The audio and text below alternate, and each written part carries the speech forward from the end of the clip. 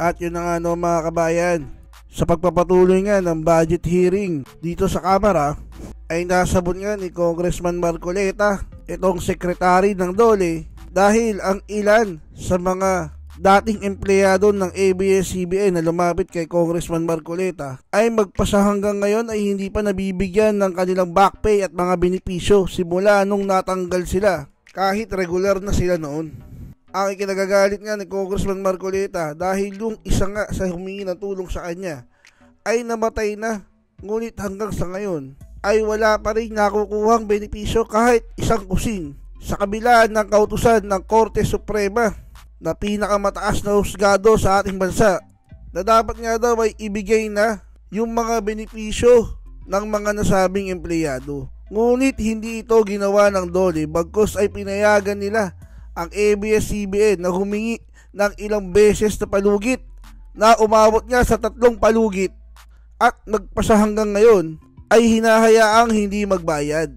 Kumbaga, delaying tactics ang ginagawa at naghahantay ng bagong presidente siguro at mukhang aapi na sila pag bago na ang presidente at doon nga ay hindi na nila siguro babayaran itong mga dating empleyado. Sa tingin nyo kabayan, dapat bang piso na lang ang budget nitong DOLE sa ginagawa nilang katamaran o di kaya pagiging sunod-sunuran dito sa ABS-CBN? Comment mo ngayon sa baba kabayan at huwag mo nga kalimutan i-hit ang like at subscribe button para updated ka sa mga uploads ko araw-araw. Kabayan, panoorin natin ang kabuuan ng video ito. Of the former workers in the Supreme Court. There was already a writ of execution for all these cases. And it's only a matter of satisfying the judgment of the High Court. And I was very grateful to you because you made an intercession personally, asked the NLRC for a report on what is the status or stages of the execution. Sad to state, Secretary, hanggang very recently po, ang dami pa pong nagte-text sa akin ng mga ABS-CBN former workers who fought for the rights for regularization and back wages. Isa po doon, namatay na. Ito po, nireview ko po yung pangyayari, Secretary.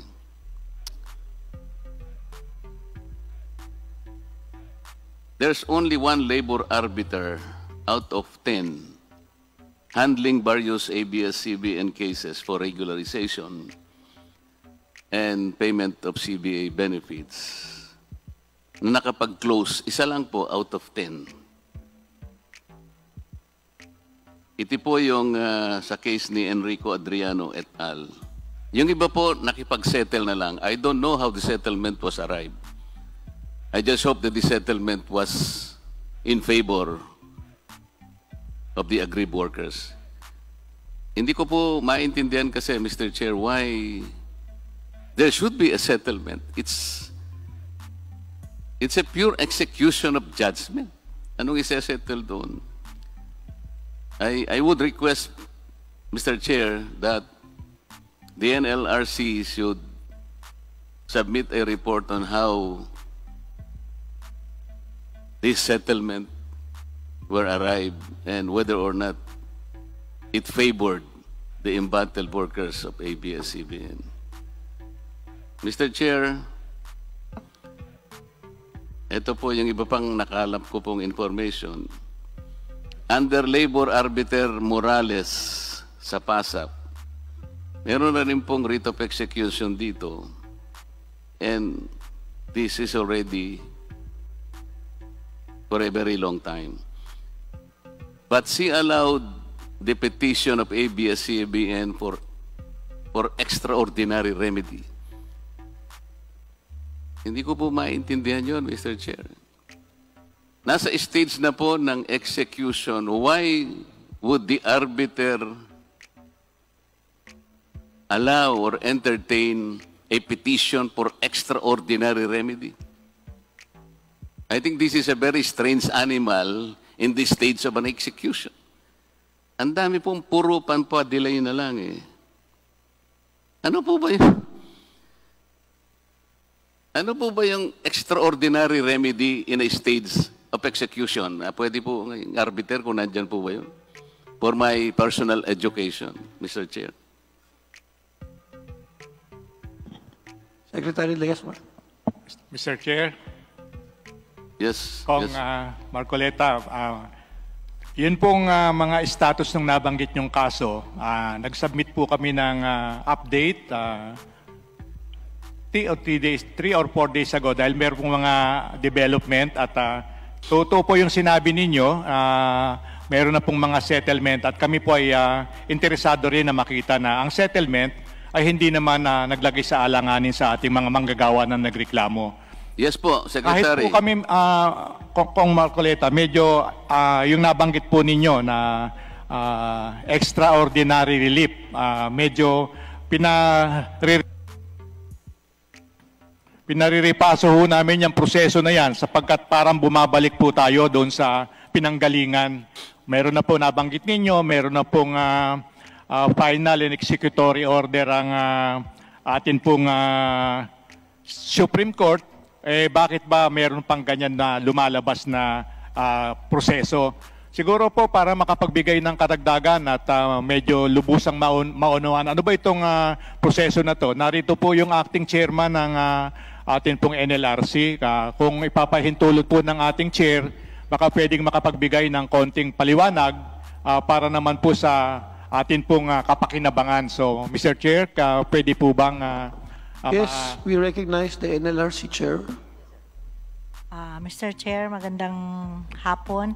And with the permission of our Secretary, Sir, as of the moment, out of 10 cases ng ABS-CBN, 7 po doon ay settled na and fully satisfied. Ang 3 na lang po ang naiwan, which is yung isa po, pending approval ng computation, that is 63 million.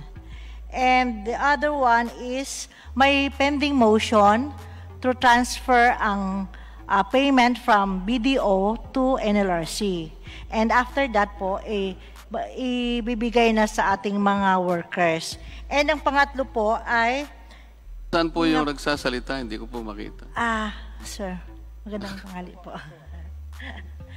At saka yung pangatlo po ay yun lang po ng submission. Mayroon po kasing requirement yun sa LER, yung submission po ng papeles ng sa CBA. So out of 10 po, 7 na po yung fully satisfied or settled. And doon po sa settlement po, sir, all complainants are represented by their counsel. So hindi naman po sila agrabyado doon, sir. I'm sorry, Secretary Laguesma, Mr. Chair.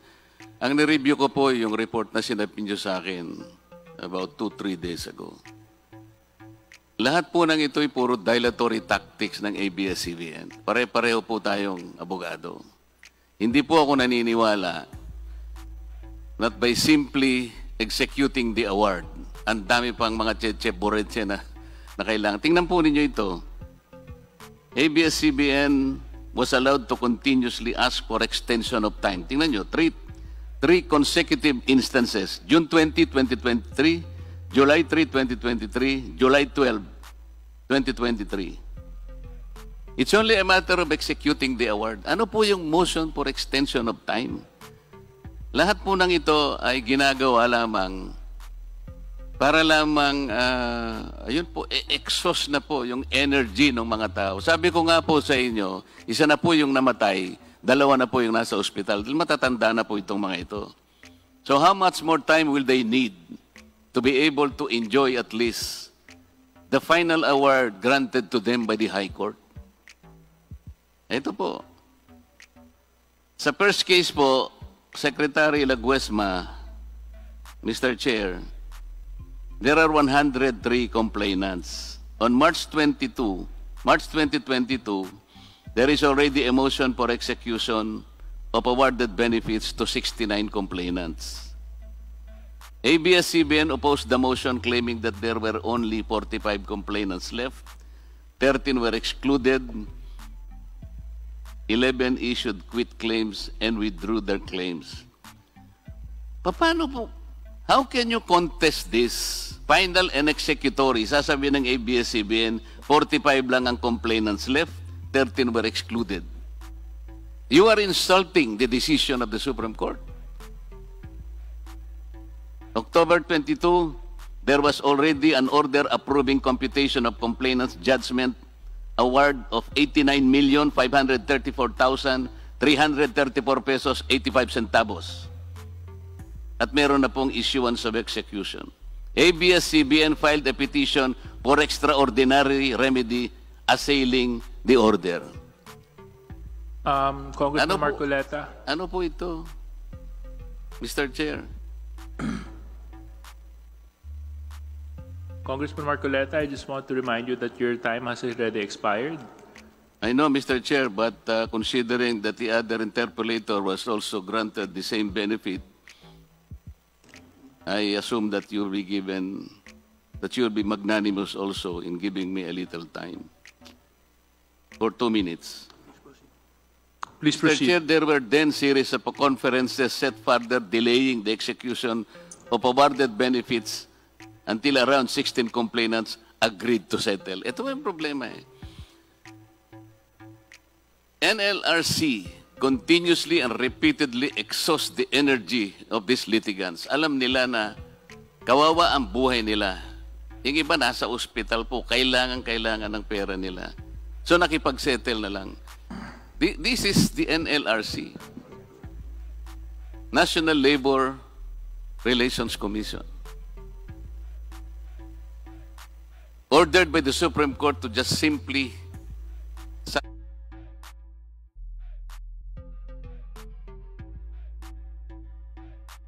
apply. They continue to text me almost every day.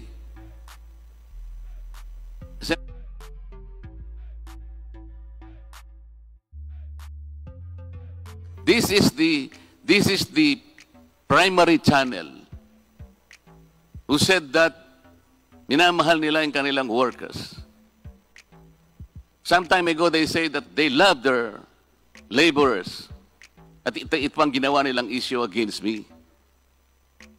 Sabi po nila, kapamilya nila itong mga ito. This is not happening, Mr. Chairman. Secretary Laguesma, for the last time, I plead to you, habang buhay pa itong mga taong ito, will you personally commit to me? Kung sakali po, pwede ko kayong samahan sa NLRC para lang katukin natin ang puso nila.